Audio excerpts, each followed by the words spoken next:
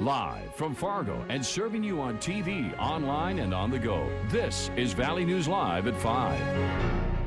Local bicycle enthusiasts are speaking out about the dangers facing their community after a driver in Michigan killed 5 bicyclists and injured 4 others. Good evening and thank you for joining us. Valley News Team's Cornelius Hawker spoke to 2 people who've been impacted by vehicle versus bicycle accidents. They tell us it all comes down to personal responsibility to prevent tragic accidents. I'm afraid. I'm afraid for myself. I'm afraid to get my kids involved in the sport of cycling, and it's a wonderful sport, but you know, how can we're vulnerable. Amy Hawkinson lost her husband after a vehicle hit him while he was out biking. My husband was killed by a distracted driver. I have to talk about cell phone distraction and leave it in your pocket. Leave it in your purse. In Fargo, there are signs in a few different spots telling drivers to watch for bicyclists, but overall, there's a lack of signage. So Hawkinson and others in the cycling community say personal responsibility has to come into play for both sides. Cyclists and motorists, you have to both, it's a dual awareness. The bicyclists need to follow the rules of the road so that motorists know what they're going to be doing, and the motorists need to know, be aware that the bicyclists are there. Mark Hagan is one of the lucky ones. He was hit by a car while he was out riding his bike. I had over 3 dozen bones broken, so 19 ribs, my left leg in 3 places. They had to fuse 5 vertebrae together, so it was pretty bad. And Hagan says to prevent future tragedies, people need to be more aware. Just being courteous, that's the big thing I would like both sides of this equation to do. Bike riders have to be more courteous too in sharing the road and following the signs also. Cornelius Hawker, Valley News Live. Hawkinson says people need to be aware that drivers sometimes intimidate runners and cyclists, so being aware of that is also extremely important. Bicycle advocacy groups in the state are working to make the penalties for hitting a pedestrian or bicyclist with your car tougher. 1 teenager is dead and 3 others are wounded in a shooting near a high school in Massachusetts.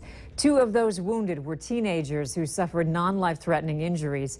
The other was a 67-year-old woman whose leg was grazed by a bullet. Students said the shooting occurred after a fire alarm was pulled. Continue to stick with us for updates on this developing story. Fargo police continue to search for 2 men in connection with an overnight robbery at a South Fargo gas station. It happened around 2 this morning at the Loaf and Jug on 18th Street South. The 2 men entered the gas station wearing dark clothing with a cloth over their faces. No one was hurt, but the men did get away with money. If you have any information, you are asked to call Fargo police. A pilot managed to walk away unharmed after a helicopter crashed in southeastern Minnesota. Officials say they were called to a soybean field this afternoon and found an agriculture spray helicopter there. It crashed after flying 100 yards from the refill platform where it took on a load of pesticide. The pilot, who was the only person in the helicopter at the time, says no pesticides were spilled in the crash. A Bemidji, Minnesota man is being held in jail after the death of a 2-year-old child. Police were called to a home on Lake Avenue Sunday afternoon on a report of a child not breathing. When officers arrived, they found the body of a dead 2-year-old girl. Investigators arrested Nathan Jackson of Bemidji for second-degree murder and manslaughter. The body of the child was being sent, or rather has been sent, to the Ramsey County Medical Examiner's office for an autopsy. Privacy advocates say this is nothing more than spying, whereas the FBI says it's needed to battle terrorism. FBI Director James Comey laid out a new proposal in the Twin Cities yesterday, whereby the agency could access your Internet protocol or IP address without a court's search warrant. That means investigators would be able to search your Internet browsing history, email, and when you signed in and out of online accounts, all without having to get permission. I believe that it's a total scandal. Every individual American under the Constitution has a right to his or her privacy, and the federal government to be able to intrude on someone's right to privacy like that is unconstitutional. Groups like Yahoo and Google are opposing this change. And coming up at 6 o'clock, hear from more people in this area and what they think about this proposal. Another great day out there. Sunshine, warmth, you might say perfect weather to drag the grill out for a backyard barbecue. That's exactly what Robert Hahn is doing with some friends over in Moorhead. Hey, Robert. Hey, Andrea, yeah, perfect day out here. You've got lots of sunshine, some light winds. It is a little bit warm, so if you are spending lots of time outside, make sure you're drinking plenty of those fluids and using plenty of that sunscreen. Temperature-wise across the region, we do have some very warm temperatures. It's only going to get warmer as we head through the rest of this week. We're going to see temperatures in the 90s by Friday, but right now a mix of some 70s and some 80s, 72 in Roseau, 73 in Thief River Falls, Bemidji, and Wadena. It's 82 warm degrees here in the Fargo-Moorhead area. Winds, they've been out of the south and southeast as we've gone through the day today, around 5 to 15 miles per hour with some occasional stronger gusts. And that's how they're going to continue as we head through not only the rest of this evening through tonight, but right on through the day on Thursday. Cloud-wise, well, there's not a whole lot. There's just a few high clouds streaming through from time to time, and that's what we'll see as we head through the rest of the evening into tonight. A few brighter clouds off towards the north. We've seen a few sprinkles across the far north and some brighter clouds off across the far south. We've seen a few storms moving through that region, and we'll see a few more storms possible down there as we head through the early morning hours tomorrow. And as we head through the next 7 days, we are going to see, again, some warming temperatures as we head through the next 7 days. Some hot temperatures. We will have to deal with some storms. Some of those could be strong to severe at times, but also we're not going to see rain all the time. So wonderful to have a barbecue. And speaking of barbecues, we're here at the Cashwise Backyard Barbecue, and today's winner, what's your name? Michaela Muniz. Michaela Muniz. And where did you sign up? Cashwise in Moorhead. Cashwise and Moorhead. Were you surprised when you won? I was very surprised. I signed up 6 days beforehand, so it was kind of a shock that I got the call. So. Wow. And who did you invite here? Who are your friends? We might recognize one of these guys.